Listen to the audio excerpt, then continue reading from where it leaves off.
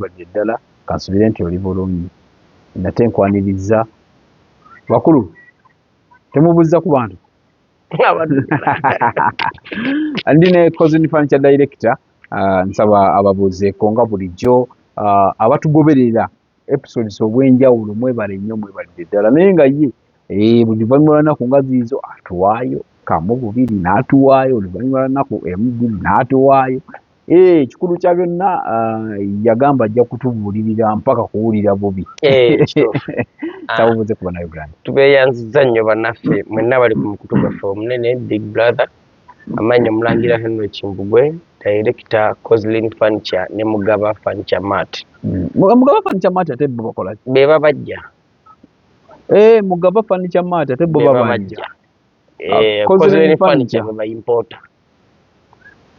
They were importing.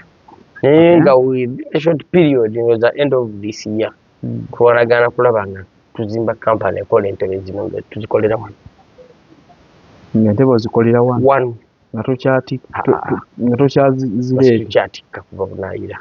Kuba ozileta noza assembling one. To assembling one. Naye participation to assembling one. Naye oyagala kukola company. Nga tuzikolera one. Ekidungo bwe kitadde ku level. Kitwaga mukulembeze kyatugambye tukole. Ba business yo importinga yo eringa gye yasudde. Efudde. Nigina atugamba muleete factory muziteeke wano. Mutali kukolera wano ebintu. Kati kitugezaako okuwanisa. Kijaba kiyambako. Awo kuba tekuli musolo. Omusolo ku accessories teguba mungi. Nga guli ku products ewedde. Product ewedde very expensive. Musolo gwayo gubeera wagguluko. So byokoledde wano ng'otobanga leti material. Ng'obikoledde wano. Okay. Tugezaako okubanisa. Coslin Furniture tutambula tugezaako okulaba nga tubeera bumu ne ba clients baffe era kyova olaba tulina ne promotion gye tugenda okukola maaso omusajja maani. Bawuliza baffe kuliko ndi tujja kubawangayo airtime. Tujja bawangayo ebirabo. Naye kati tunatuuka eyo kati tulinawo promotion gye tuliko ennaku zino waliwo entebe ze twasazeeko emiwendo. Okay. Eyo yennyini gy'otuddemu twagisazeeko omuwendo. Omuntu ajja kujja gyefunire ku ssente entono ddala. Tulinawo n'eno katebe kano ekika kino bukola nnyo mu laboratory. Laboratory bukola mu masomero g'abaana ba nasale bukola. Omuntu asobola okwoleka office ke katono alina kadesk ke katono asobola okwetaaga akatebe kano. Omuntu ali awantu awafunda asobola okwetaaga akatebe kano. Tubulina ku discount wabusazeeko buli ku 20%. Then tulinawo n'entebe endala eno gy'olaba. Enyekolera ddala mu office bulungi nnyo bagituulako bulungi nnyo. Ono katumuteeke wala baby. Muteeka. Eno nayo twagisazeeko 20% ziri promotion. Era tusuubira okuba ne promotion ndowooza nga 5. Nenga kati yatandise bw'ojja era bbeeyi kwotwalira. Ya promotion eri. Okay. Yenevyo dimuloko jabire banga biyitamu tugenda kutimba ku dduuka lyaffe entindaawo. Tubakakasa okwongera obbaweereza ku bbeeyi ennungi etagenda kalubiriza buli muntu. Coslin Furniture eno wano wetuli kati mpozi wano wa? Wano tuli ku kitebe kyaffe ekikulu ekitukutwe. Kiri kyogambye ekyokuba nti company mugenda gikola wano eno time nyatuuka mukole wano eno company. Awo mugenda ba mukyasomesa abaana bagenda bo bato okibajje. Ate kati ogenda basomeseza ddala nnyo. Kuba bagenda kuba basoma bizungu. Oba basomeseza ddala nnyo. Nnyo kuba bagenda kusoma bizungu. Bagenda kuba basoma bizungu. Era essuubiri yeeyo ngeri ijja kuba ddene. Kati tugende ku bavubuka baffe. Bali nga tunaba kugenda kubanga njagala omalize kano akaka. Olw'ensonga kubanga nnyina kyendabaawo. Waliwo wendabenga bw'oba ogenda kutandika kampani wano. Ekola entebe. That is omwaka ogujja. Guno omwaka obadde assemblingira wano eno. Buli kimu n'okikolera wano. Pulayisi eri tusuubire yakoze nti kozi negenda kukendereza ddala emiwendo olw'ensonga ebintu tubijja wano nga tukyatikka. Tesobola okugamba bwana Jamaal mu byonna ekirinyisa price y'ebintu bino musolo. Container etaweza ntebe yadde bitaano esasulwa omusolo milioni 10. Kati gwe kitwale nti entebe 5. Ogambye? Container etaweza ntebe 5 esasulwa omusolo guno milioni 10. obukadde 10 obukadde 10 naye ng'entebe teziwera 5 gwe musolo gwe tutusula ze zino ezibeera mu bokisi ezo zibeera mu bokisi gwe musolo gwe tutasula ku ntebe zino era omukulembeze ekkolo yaddamu n'akiggumiza n'agamba mumwongere okutuwa ssente kuba ffe tuzirindidde awo okutuusa lwe munakkiriza ne muleeta fakitole wano katukwata miliyoni 10 ze nteeka ku musolo guno jako nga 5 gye bajja okunkyajinga kale baati kiki ekyo otujazeewo 6 gigabanye mu ntebe 4 oba kale 5 tulabate nja kuba mbasaliddeko ssente nyingi nnyo oyinza okwekala nte bajja gigula hafu ya ssente zengitunda kati essaawa zino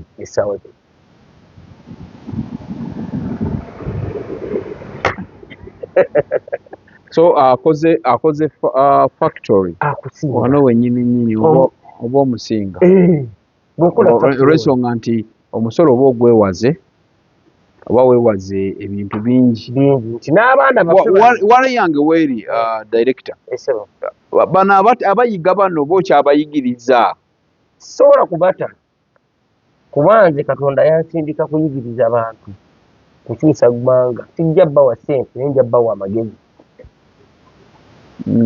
nja kusigala nga mpa abaana b'eggwanga lino amagezi mpaka nga bakyuse so ate wano oba ojja kwongeramu bwongezi mba nina kwongeramu era ebyo ebimu ku biruubirirwa byange bye nnina mu mutwe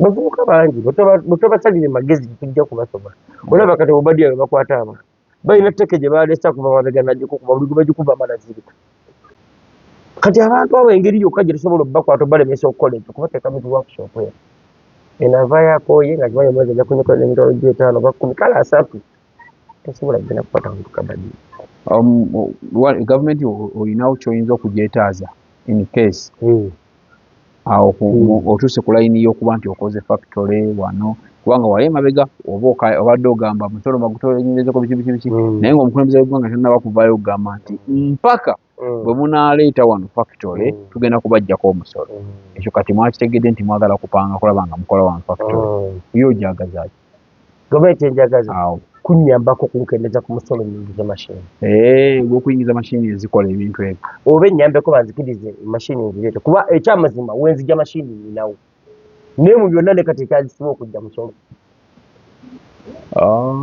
bajja kunsaba omusolo oba bansaba omusolo ate nga gusinga ne ssente ze nagula mashini eyo so singa gavumenti ennyambako nempa nenoonya ssente nensasula mpola oba nenkendeerezaako nensasula amakati g'esente baali badde bansabye nendeeta mashini gavumenti eteekewo abantu abalondoola abantu abalina kye beekoleddewo nga ffe nga tusobola okwongera ku yo ogamusobola ogigattako etuyambeko so si kubalemesa bulemesa si kutulemesa kuba yo yennyini tekyasobola totale gavumenti ya mukulu Museveni tekyasobola kufunira bannayuganda mirimu muffe abatandiseewo kyetutandiseewo tusobole okuwa abavubuka bano emirimu waliwo abakungu ababalemesa bannabyanfuna mpuyitirivu nnyo nga ye ayagala yisaawo kike mu Uganda omuntu yali badde akola omulimu gwe yasoma kyandiyambye nnyo eggwanga lino okutambula naye buli muntu ali mu kifo atuwulidde kulya nti gwe ne bwojja ne idea yo nga nnungi kiddemu ekyo mu Uganda buli muntu yali badde akola omulimu gwe yasoma kyandiyambye nnyo eggwanga lino okutuuka naye buli muntu atuwulidde kulya buli muntu position gye bamuteekamu agamba bwe nkwata ku gundi nange ntwala mutwala ayagala kuyitira awo agaggawalira awo yetafuddeeyo oba ogudde oba kikosa bameka yazima nga akyakutte etwekyo kale gavumenti twagala eveeyo mu biro byewuza mbu simanyi ereese ssente za myoga tezirina gye zigenda kuyamba nga netose kulondoola weeno wansi wa gye ziraga beeziwa bonna babbi kuvira ddala ku topu waggulu bonna babbi beetereza na famire zaabwe gavumenti ejjeko zini fanica yino nanga ku maledio nanga ku mativi bandaba kiyinza kuŋŋamba nti bandaba nga yuwaana bwekanaku empeereza message lwaki tosindika abantu tebatutuukako n'oligestaling nga nze ng'oligestalinze Kimbugu emreko zini fanica noga nti kati gwogenda yigiriza abaana obalina nti gye baliwo nga bakulaga olina ekifo osobola okuzimba factory njirina nti ziino katukuyambeko mashini ozirina nti zireete nekukwatirako mu mbeera eyo bwetyo mu mbeera eyo nze saagala mpe kapito waayo naye nze njagala ennyambe bwetyo nze ndete mashini zange wano beewa ssente z'emyoga bakungu ba gavumenti ate bazirya buli nga tebalina nayo baziteeka tewali nayo bazitadde nga nabo omukwata butufuna omugamba ntwala ndage yange abiri bwe yagiwaga naye tabalina naye nga yo toluli luti kalina zaabwe zigutumuka ntinda kiwaatule wama mufe byebbeeyi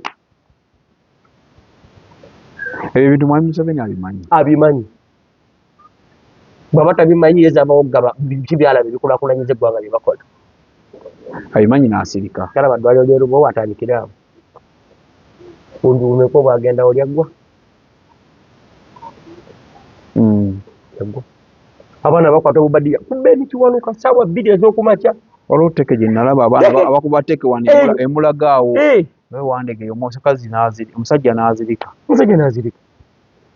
misenatu notafunga ebintu bifaana bitu n'oteebuuza ebintu ebyo tugenda birwanyisa tutya okuggyako tulina emirundi egi tetusobola okulwanyisa ebintu ebyo gavumenti ekkirize tukole nga Brazil bwe yakola eti Brazil yalina abaana ababbiranga ku bodaboda oba ku piki bakugobanga ne bakukiika ne bakubba yalagira bannansi berwaneko bannansi omanyi kye bakola babatomeranga butomezi babatomerera wiiki ezi street bazibeera kiriya tewali yaddayo kubba yakola atya yalagira yagamba bannansi mwerwaneko nabo kye bakola babatomeranga butomezi babatomerera wiiki ezi nga webasanga pikipiki nga bakutomera butomezi nga oli kasita akulaba nti okiise muto ngaakutomera nga tafuddeyo babadde aveero tafuddeyo oba okiiseyo otokise naye kase yakulabanga oli mu kifaananyi ekigezaako okukola akutomera paka ekyugalo kyatereeza ekyokubiri ki gavumenti enoonya abantu nga ffe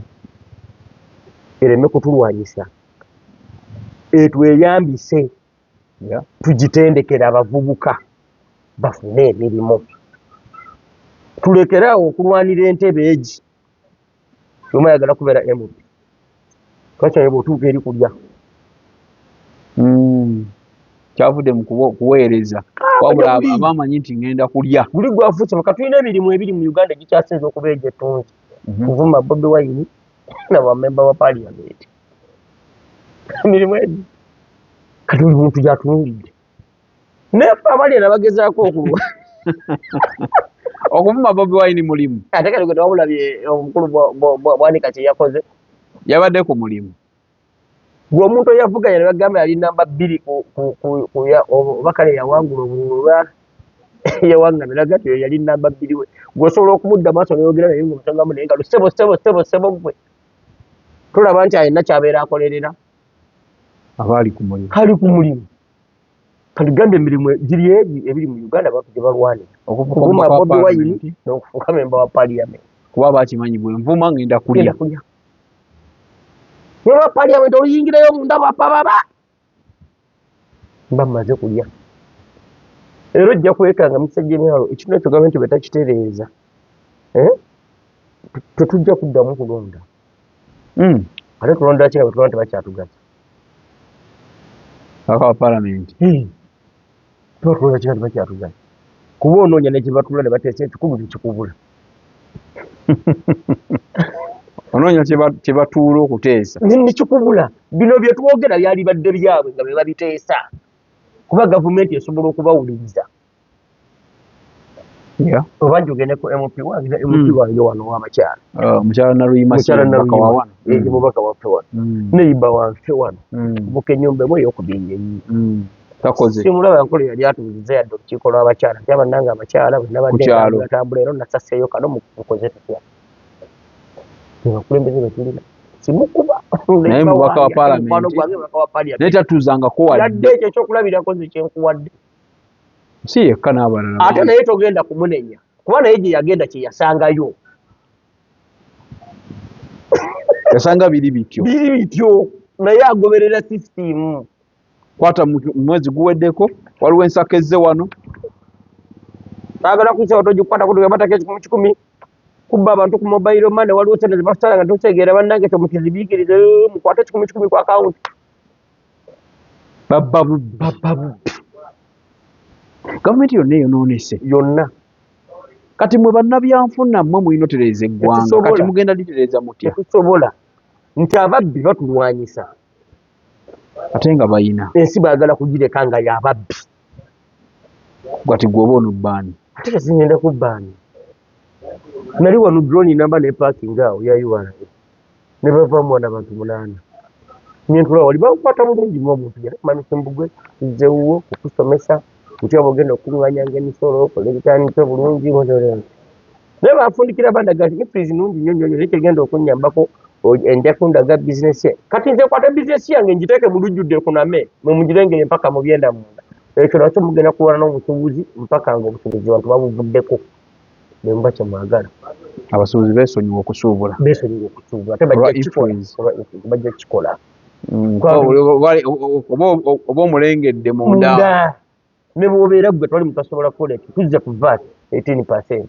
Oba kusomesa ku VAT 18%. Naye weeri influence okujja 18% yavuddewo. Anti ebaddewo naye ate kati baagitaddemu amaanyi nti ya lutalo. Ya lutalo bagenda nakukwata omusikale bamuteeke ku dduuka alyo ng'atuulaawo gwefuna infact era bwe kiri olufuna nga bakubuuza lisiiti yo tulage. Tulage lisiiti yo influence ogirina tugirina kitegeeza gwe bagenda kukuba penalty. Bizinesi egenda kugivaamu. Ate bagamba penalty mbu ate nnene nnyo. Ate nnene nnyo kati tuli ku VAT. VAT 18% kati kana katebo okalaba ndeka tunda emitwalo 2. Bw'okabala ku 18% okugeza kanja kola ku mitwalo 25. Kati omusuubuzi agenda okuva ekyana mukaka jjajja agula akatebe kalonga yakalaba akatunda emitwalo 2. Temale mugambe yongerako 5 ejja VAT jakagula. Abadduka buddusi. Olwonze bakola. Sikola naye taguze tafunye kyayagala. Gavumenti ogenda solozaani omusolo. Abatewali. Kozilini furniture bali kitukutwe ntinda balinawo branch nine director omulangira Kibumbugwe abadde omulangira Henry abadde ayina byakyayogera naye olwakadde tujja mulaba mu episode yaffe eddako saba wasibuli bana Uganda wange okugenze n'okwata ku mutoro ogwate abatulaba kugaggadde big brother mbale kutulaba mbale kutuwuliriza tubagala nnyo bantu baffe mujje ku Kozilini mujja kufuna ku kimu kye mwetaaga naddala ebyetolerako ne office furniture tubirina mulungi. Okay. Sawa Kabaka Wangali. Gwe omuzadde eyitaze essomero erigenda okubangulira omwana wo nga muyiiya mukozi ate ayite ne first grade katukwanjulire Shehan Standard Day and Boarding Primary School abagenda okuteeka ebyensoma by'omwana wo ku mutendera ogusingira ddala empisa eddiini ebyemizannyo n'obuyiiya bwonna tubikulembereza ddala ng'ate ebyokulya n'ebyensula bya mulembe ddala tulira n'entambula eri abayizi abaviira ewala gwe ate omuzadde eyandiyagadde omwana wo okuyita ne first grade totunula obulala wonna okwewandiisa kugendera ddala mu maaso okuva ku nassale paka ku kibiina ekyomusanvu day ne boarding ng'ate n'ebisale birungi ate bisobokera ddala jjukira nti requirements zonna omwana wo azisanga ku ssomero tusangibwa Lubaga mu Bulwa zone okuliraana 24/7 motel gwe ayagala okumanya ebisingawo tukubire ku noti 773 73 359 ne noti 757 noti 626 96 Shehan Standard Primary School. We invest in education. Tukwaniriza ku Mugisha Nandi Tours and Travel. Oyagala kusoma, kulambulako, oba kutambula na mwagalwawo. Tukukolera ku students visa. Munsinga Canada, America, German, Netherlands, n'endala nyingi. Ategwe visa yalema. Mugisha Nandi Tours and Travel. Ky'ekyokuddamu kyo. Tulina obumanyirivu mu by'okukola ku visa. N'osobola okutambula. Tukuwa n'amagezi nga wandyagadde okukolera e Bulaaya. Mugisha Nandi Tours and Travel. Ekuyamba okkulungamya okufuna obutuuze tulambuza saako n'okufunira ebifo eby'omulembe aw'okusula n'okukyakalira mu Uganda tusange ku Kalungu Building okuliraana City Square Kampala Road Level 4 Room 1 okumanya ebisingawo tukubireko weewala abafere leka nkwanjuli Ham Connect UG ye kampani egenda okufunira omulimu ebweru w'eggwanga tulina emirimu egy'abawala n'abalenzi mu mawanga nga Iraq, Saudi Arabia, Iran, Bahrain, Qatar n'amawanga amalala mangi. Wano ku Ham Connect UG tutunda n'okugula emmotoka ssaako ne airport taxi. Gwe omwana ow'obuwala olina passport oba tolina, jangu ku ofiisi zaffe. Ham Connect UG emirimu gy'abalenzi nagyo tugirina nga ba security guards, ba cleaner, ba housekeeper. Gwe ayagala okumanya ebisingawo tusange ku FB Tower Building ewa Bakuli room number C03 oba tukubire ku namba z'essimu zino noti 7593 ne noti 7555 Ffe aba Ham Connect UG tutuukiriza ekirooto kyo.